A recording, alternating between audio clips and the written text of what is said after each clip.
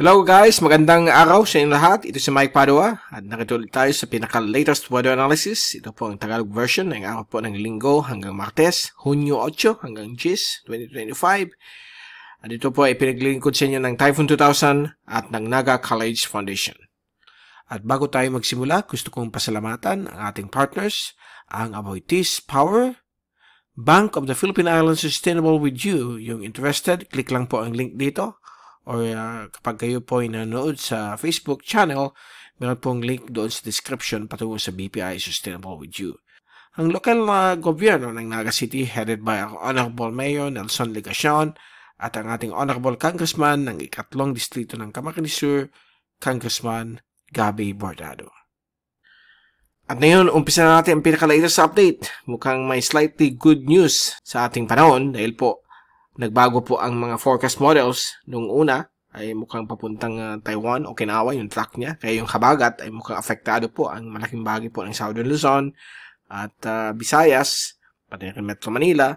But sa latest na yon ay tumawid po ito ng Luzon, Central Luzon, itong LPA. Yung mga computer models, nag-shift na po punta sa may West Philippine Sea. So, bukas o Martes, doon na po siya magde-develop at nag-blend na po ang mga computer models tulad ng American at European model at pinapakita na doon na po siya magde-develop sa West Philippine Sea at ang track niya ay patungo po sa may Southern China o Katimugan China sa may bisinidad ng Hong Kong at Macau area. At yung habagat ay mukhang dito na lamang po sa may kanluran bahagi po ng Mimaropa at sa kanluran bahagi po ng Katimugan at Gitnang Luzon. So may maulan pa rin, 50 to 100 millimeters ang inaasahan, especially yung 24-hour rainfall accumulation sa darating pong Martes at Miyerkules at bibigay natin yan in a while. At ito muna po ang pinaka-latest GraphSat natin ngayong araw na ito at valid po ito hanggang bukas. Medyo daily na po ang ating GraphSat dahil po meron tayong weather system. Ito si LPA92W. Si 93W ay nalusaw na po. Naka-embed lang po dito sa monsoon trough. At ito na yun ang LPA92W. Kaninang alas 2, 100 kilometro po siya sa silangan, timog silangan ng Baler. At ito po ay sa kasalukuyan, sa mga oras na ito, tumatawid na po dito sa may area po ng gitna at hilagang Luzon, sa boundary niyan. Tinaasahan po ito, lalabas po sa West Philippine Sea bukas ng umaga at doon na po siya mag-reorganized.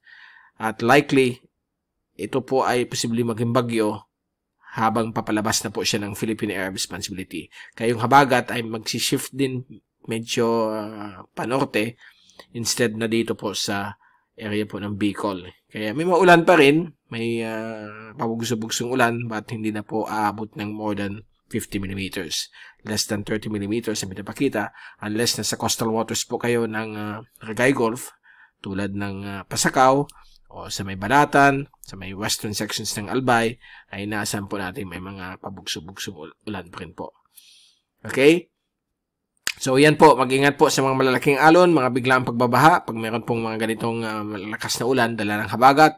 At ito yung latest fast animation mula sa cyclonicweather.com o cyclonicwx.com. Ayan po, pinapakita po natin dito ang pag-reorganize ng mid to upper level circulation nitong si LPA92W. Yung kanyang low level center ay banda na dito pa lang sa may area po ng boundary ng gitna at hilagang Luzon. Samantala, mga kaulapan na lang po ito ng habagat o yung monsoon trough sa may bahagi po ng East Philippine Sea. Ito po yung zoom in satellite animation. Blue Image Satellite Loop, windy.com at nakita po ninyo itong LPA, yung center niya ay bandan dito na po siya, okay? Nagtatawid na po siya ng gitna at hilagang Luzon at inaasahan po ito lalabas po yan dito sa area na ito at dito po siya mabubuo, dyan siya mabubuo within the next 24 to 48 hours. At nakita po niyo medyo nag-improve na po ang panahon dito po sa Kabikulan. Kaninang early morning ay umabot po ng 70 to 100 millimeters ang 2 oras na ulan dito po sa Naga at sa ibang panig po ng Camarines Sur dahil po sa maliit na thunderstorm. Tulad na yon, mayroon na naman po dumadaan sa may Cam Norte but hindi naman ito tatagal. Mindanao, meron pa rin po mga thunderstorms dahil po sa southwesterly wind flow. At yan, magiging mas maulan po yan dito sa may bahagi nito ng Mimaropa. Simula bukas dahil po sa pag-reorganize ito si 92W. Posibleng maging ouring pag nasa loob pa ito ng area of responsibility, but pag lumabas, hindi na magagamit ang letter A ng Pag-asa. So, it depends kung nasa loob pa siya ng PAR, maging bagyo, bibigyan po ito ng local name as ouring. So, yan po ang dapat ninyong tandaan. At ito po yung latest forecast track mula sa American model. Ito po yung wind at pressure forecast for the next 5 days. So, bukas po ng Lunes, ayan na po, mag-organize po siya dito sa may West Philippine Sea at posibleng maging tropical depression. At ito po yung habagat. Apektado po ang western sections ng Mimaropa. At sa Martes, magiging tropical storm po siya.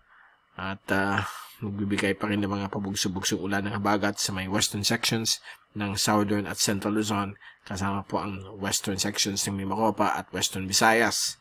At sa Miyerkules, Hunyo 11, ito po ay lalabas ng Philippine Area Responsibility patungo po sa general direction ng Hong Kong, Macau area.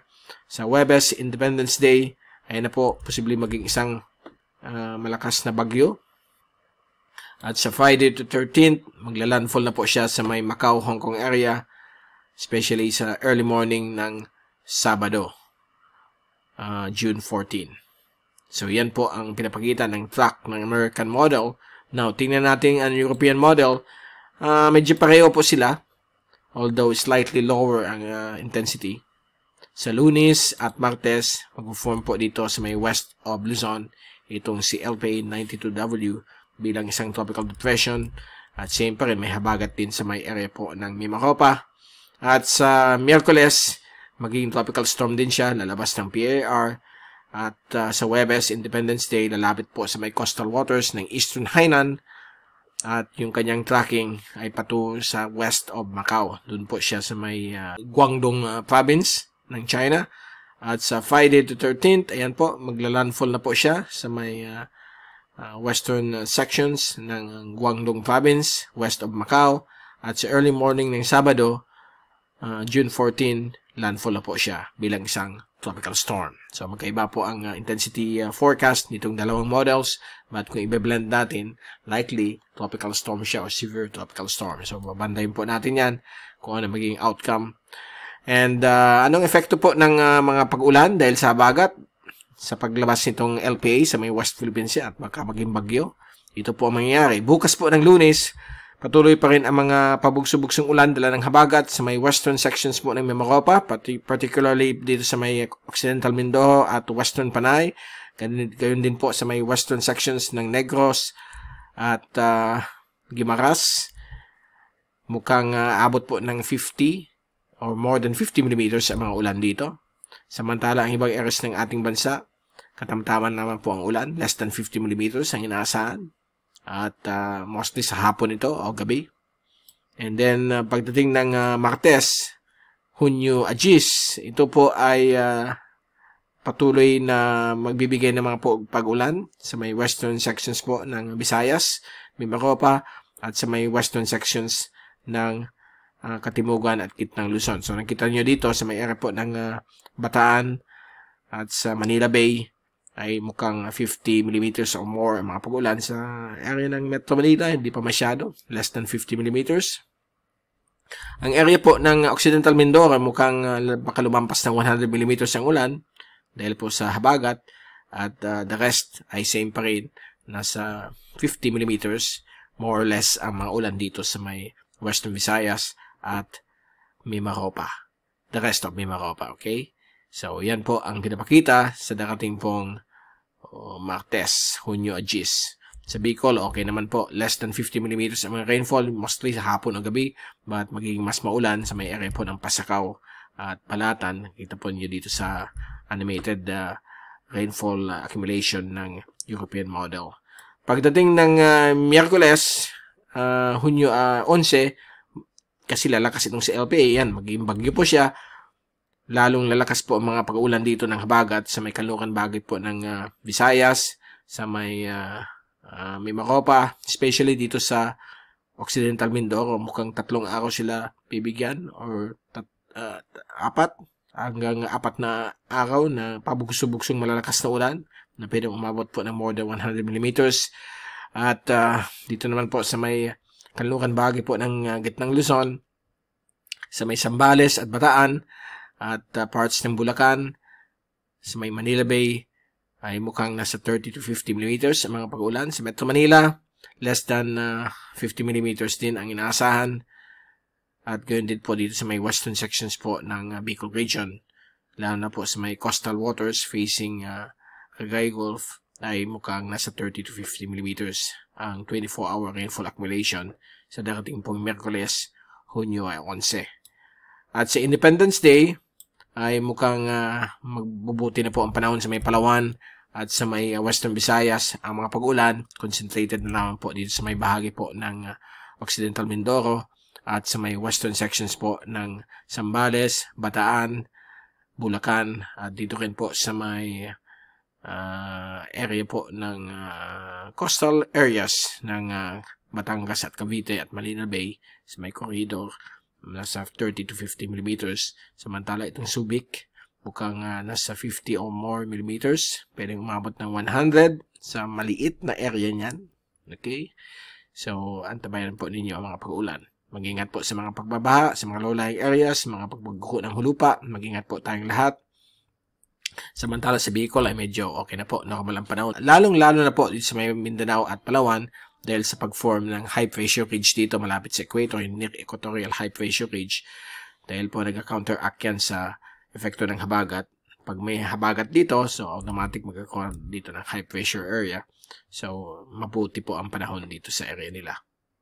Okay, and pagdating ng Friday to 13th, medyo okay na po ang panahon sa kanluran bahagi po ng Luzon. Back to normal na po ang weather conditions, although medyo mahangin dahil po sa habagat, medyo dry po ang panahon at medyo babawas po ang mga thunderstorms sa hapon ng gabi.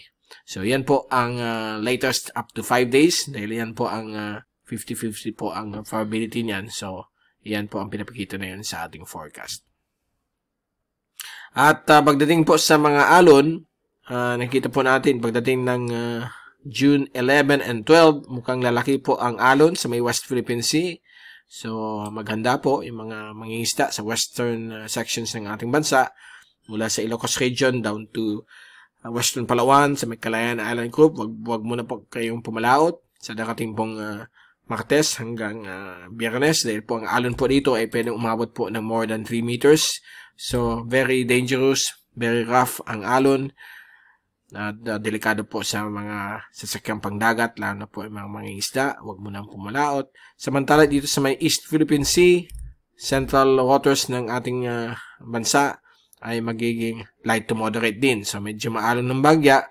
Mag-ingat lang po sa mga rogue waves o yung mga biglaang paglaki ng alon kapag may mga localized thunderstorms. So far, itong area po ng Ticao at Masbate ang medyo mababa ang alon, less than 1 meter, but the rest ay light to moderate. Mga 1 to 2 meters ang wave heights. So after that, sa Friday to 13th hanggang Sabado, Hunyo 14, medyo ang maalon na lang po itong sa may west of Ilocos Region. Umabot pa rin ng 3 meters ang wave heights dahil sa habagat. So medyo panganib pa rin ito sa mga mangisda. Mas safer dito sa may central waters ng ating kapaluan na medyo light ang alon. Okay? So, yan muna po ang pinaka-latest sa ating panahon. At magkikita-kita ulit tayo sa mga susunod na araw. Kapag maging bagyo, bukas meron naman tayong special coverage. Pero kung hindi, sa Martes, babalik tayo para ibigay sa inyo pinaka-latest sa ating panahon. Ito si Mike Pado magpapaalam. Mag-ingat po tayong lahat. Be #weatherwiser. At maraming salamat po sa pagpunod nyo sa aking channel. God bless po sa inyo lahat.